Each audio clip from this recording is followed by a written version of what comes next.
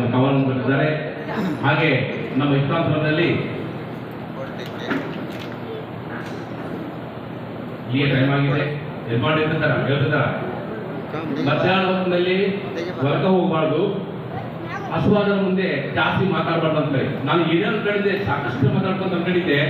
ಆದರೆ ಒಂದೇ ಒಂದು ನಮ್ಮ ಎಡಿಸಿಟಿ ಯಾವಾಗ ಅಂತಂದ್ರೆ ನಮ್ಮ ಬಡಿಗರವರು ಬಹಳ ಚೆನ್ನಾಗಿ ಮಾತಾಡಿದರು. ನಾನು ಅದನ್ನೇ ಹೇಳ್ಬೇಕಂತ ಹೇಳಿದ್ದೆ. ಆದರೆ ಆ ಶಕ್ತಿ ನಿಮ್ಮಲ್ಲಿದೆ.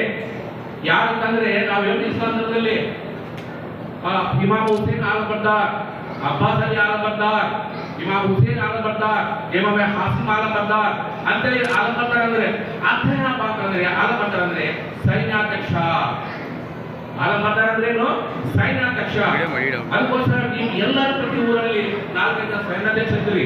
ಈ ಸೈನ್ಯ ಕಾಳ ಅಂತಂದ್ರೆ ಎಲ್ಲ ಶತ್ರುಗಳನ್ನು ಅಂದ್ರೆ ನಮ್ಮಲ್ಲಿರ್ತಕ್ಕಂಥ ಆರುಗಳಲ್ಲ, ಕಾಮ, ಕ್ರೋಧ, ಲೋಭ, ಮೋಹ, ಮದ, ಮತ್ಸರ ಎಂಬ ಈ 6 ಶತ್ರುಗಳನ್ನು ಶಿಕ್ಷಿಸುವ ಶಕ್ತಿ ನಿಮ್ಮಲ್ಲಿದೆ. ಯುವಕರಲ್ಲಿ ನೀವು ಈ ನಮ್ಮ ಸಮಾಜದಲ್ಲಿ ಯುವಕರು ಎಲ್ಲಾ ಚಟಗಳಿಂದ ತಮ್ಮ ಜೀವನವನ್ನು ಹಾಳು ಮಾಡಿಕೊಳ್ಳುತ್ತಿದ್ದಾರೆ. ಅದಕ್ಕೋಸ್ಕರ ಅದನ್ನು ತಡೆಯುವ ಶಕ್ತಿ ನಿಮ್ಮಲ್ಲಿ ಇದೆ.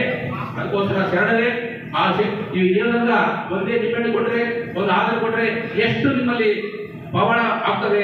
ಅದೇ ಪವಾಡವನ್ನ ಈಗಿನ ಜನತೆಯಲ್ಲಿ, ಈ ಯುವಕರಲ್ಲಿ ಈ ಭಾವೈಕ್ಯತೆಯನ್ನು ಮೂಡಿಸಿ ನಮ್ಮ ಸಮಾಜವನ್ನು ಸ್ಥಾಪಿಸಲು ನಿಮ್ಮಲ್ಲಿ ಆಗುತ್ತೆ ಹೊರತು ಯಾರ ಕೈಯಿಂದ ಆಗಲಿ ಅಂತೇಳಿ ಈ ಯುವಕರನ್ನು ಬಳಸಿಕೊಳ್ತಾ ಇದ್ದೀವಿ.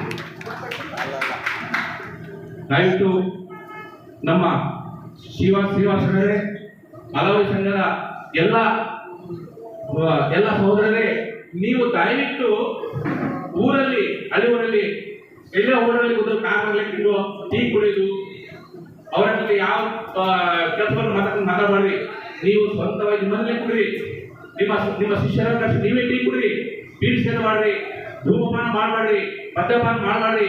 ನೀವು ಬದಲಾಗಿ ನೀವು ಅದನ್ನು ಬಿಟ್ಟು ಯಾರ್ಯಾರು ಮಕ್ಕಳಿಗೆ ಹೇಳ್ರಿ. ನೀವು ಅವ್ರ ಮುಂದೆ ವಿಷಯ ಕೂತ್ಕೊಂಡ್ರೆ ನಿಮ್ಮ ಮಕ್ಕಳಿಲ್ಲ. ನೀವು ಅವ್ರ ಮುಂದೆ ನೀವು ಧೂಮಪಾನ ಮಾಡಿದ್ರೆ ಅವ್ರ ಮುಂದೆ ನೀವು ಮದ್ಯಪಾನ ಮಾಡಿದ್ರೆ ನಿಮ್ಮ ಮಕ್ಕಳಿಲ್ಲ.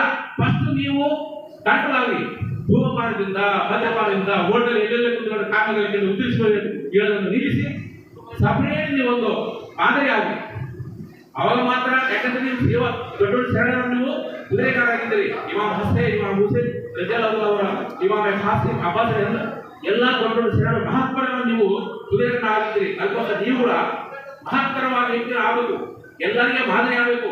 ಎಲ್ಲಾ ಅಭ್ಯಾಸಗಳನ್ನು ತ್ಯಜಿಸಿ ಒಂದು ಮಾದರಿ ಆಗಿದ್ದರೆ ಎಲ್ಲರೂ ನಿಮ್ಮ ಮಾತನ್ನು ಕೇಳ್ತಾರೆ. ಸಮಾಜವನ್ನು ನಿಮ್ಮನ್ನೇ ಸುಧಾರಿಸಲು ಸಾಧ್ಯ ಅಂತೇಳಿ ಈ ಮೂಲಕ ಈ ಅವಕಾಶವನ್ನು ನಿಮ್ಮೆಲ್ಲರಿಗೂ ಮತ್ತೊಮ್ಮೆ ನಮ್ಮ ಶರಣಾರ್ಥಿಗಳು ತಿಳಿಸುತ್ತಾ, ಜೈ ಆವಾಸ ಸಂಘ, ಜೈ ಕರ್ನಾಟಕ, ಜೈ ಭಾರತ ಮಾತೆ.